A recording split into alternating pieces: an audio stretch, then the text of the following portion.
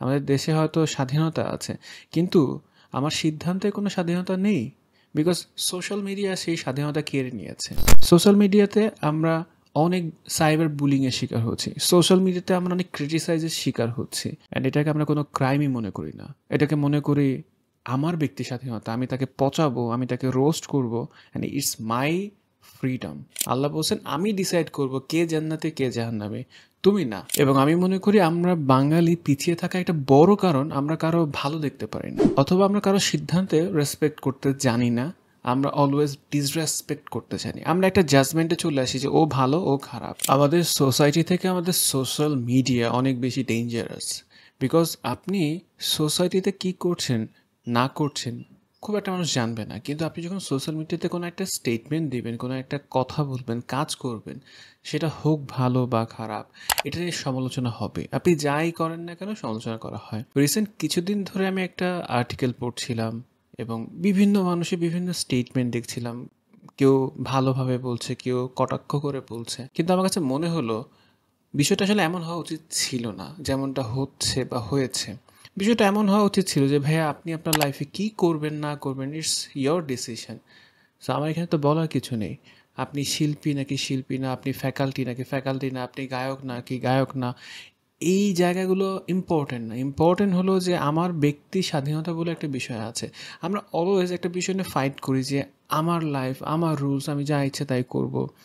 এখন কেউ যদি মনে করে যে আমি আজকে থেকে আর কখনো গান করব না, বিকজ কোনো একটা কারণ আছে, আমার ফিলসফিক্যাল কারণ আছে, আমার একটা পার্সোনাল কারণ থাকতেই পারে, এটা নিয়ে আমাদের এত বেশি কমেন্টস, এত বেশি সমালোচনা যে সে হিপোক্রেটস, সে এটা করছে সেটা করছে, সে কেন অমুককে বিয়ে করেছে। আমরা মানুষের প্রফেশনাল কাজের বাহিরে যেয়ে তার পার্সোনাল লাইফটাকে নিয়ে আসি।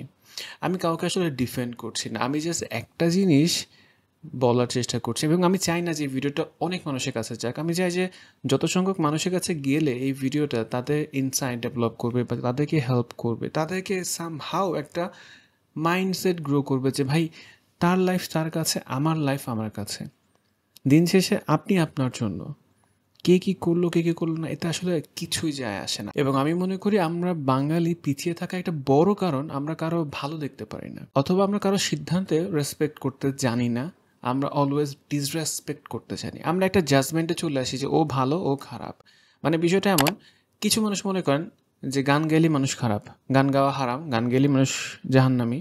আমি ডিবেট করব না যে হারাম নাকি হারাম না, আমি জাস্ট বলছি আমাদের মাইন্ডসেটের কথা। আবার কিছু মানুষ মনে করে যে দাঁড়িয়ে রাখলেই মানুষ ভালো মানুষ, টুপি পরলেই সে মনে হয় হুজুর এবং সেই মনে হয় ভালো মানুষ। দেখেন ভালো মানুষ খারাপ মানুষ একটা লাইনে, একটা স্টেটমেন্টে বলা খুবই ডিফিকাল্ট, বিকজ মানুষের মধ্যে মিক্সচার আছে। মানে মিক্সচার মিনস আপনার মধ্যে ভালো গুণও আছে, খারাপ গুণও আছে, ভালো খারাপ মিলিয়েই আপনি মানুষ। আপনি যদি মনে করেন যে আপনি খুব ভালো মানুষ, বা ওই মানুষ গান ছেড়ে দিচ্ছে দেখে সে ভালো মানুষ, বা গান গাচ্ছে দেখে খারাপ মানুষ, আপনি আসলে এই লেভেলটা করতেই পারেন না। অ্যান্ড যদি রিলিজিয়াস পয়েন্ট অফ ভিউ থেকে বলেন, আপনাকে কোনো ধর্ম বা কোনো রিলিজন এটা বলেনি যে তুমি লেভেল করো, এটা তোমার দায়িত্ব যে সে জান্নাতি সে জাহান্নামী। বরঞ্চ ইসলাম সম্পর্কে আমি যতটুকু জানি, আল্লাহ বলছেন আমি ডিসাইড করব কে জান্নাতি কে জাহান্নামী, তুমি না। ইভেন আমি নিজেও জানি না যে আমি জান্নাতি নাকি জাহান্নামী।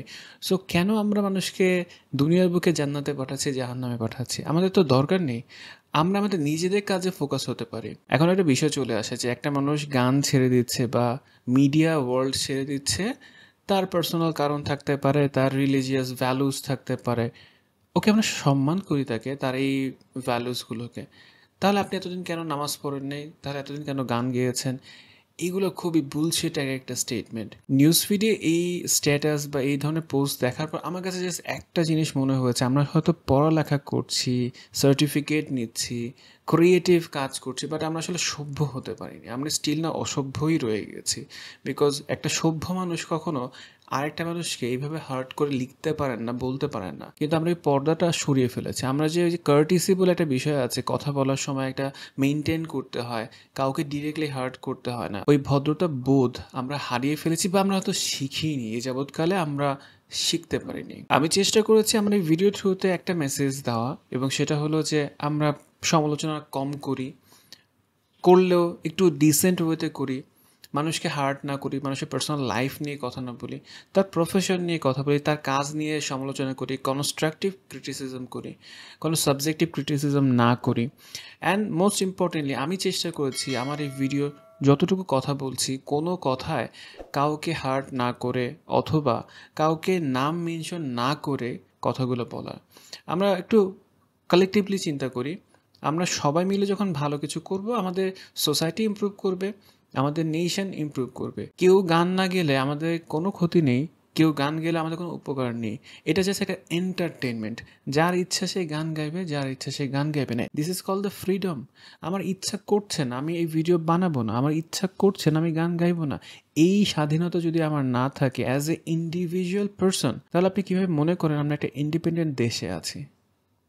আমাদের দেশ হয়তো স্বাধীন হয়েছে, আমাদের দেশে হয়তো স্বাধীনতা আছে, কিন্তু আমার সিদ্ধান্তে কোনো স্বাধীনতা নেই, বিকজ সোশ্যাল মিডিয়া সেই স্বাধীনতা কেড়ে নিয়েছে। সোশ্যাল মিডিয়াতে আমরা অনেক সাইবার বুলিংয়ের শিকার হচ্ছি, সোশ্যাল মিডিয়াতে আমরা অনেক ক্রিটিসাইজের শিকার হচ্ছি, অ্যান্ড এটাকে আমরা কোনো ক্রাইমই মনে করি না। এটাকে মনে করি আমার ব্যক্তি স্বাধীনতা, আমি তাকে পচাবো, আমি তাকে রোস্ট করবো, অ্যান্ড ইটস মাই ফ্রিডম।